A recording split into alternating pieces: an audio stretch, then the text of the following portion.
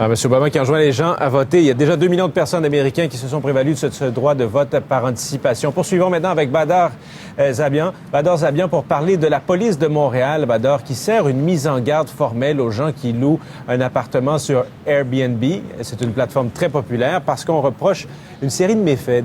À quoi on fait référence précisément, Badar? On fait référence à la location à court terme. Et quand on dit location à court terme, évidemment, la plateforme la plus populaire, c'est Airbnb, mais il y en a d'autres. Et la police de Montréal, depuis juin, ce qu'ils nous disent, c'est que la police a eu 50 plaintes de citoyens qui ont utilisé cette plateforme pour louer leur logement, pour faire un petit peu de sous.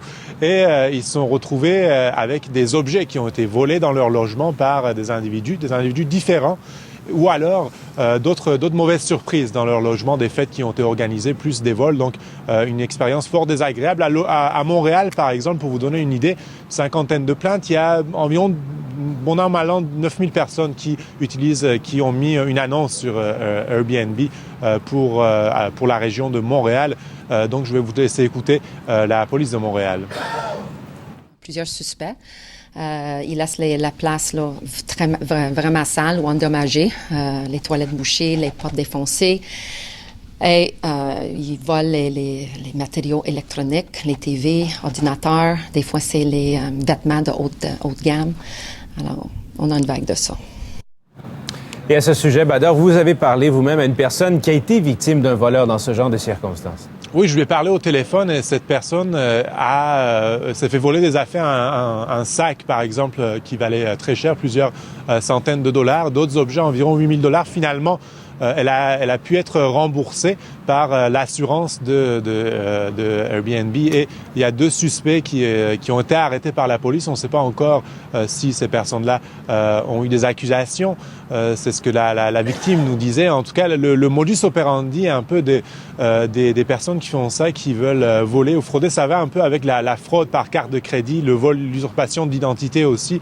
La personne va ouvrir un compte sur un site Internet comme Airbnb, par exemple, y télécharger une pièce d'identité qui n'est pas la sienne ou qui a été volée ou entrer un numéro de carte de crédit volé, par exemple. Et comme ça, ils vont pouvoir frauder la personne. Puis, quelques temps après, vont rapidement disparaître dans la nature, plus de présence en ligne.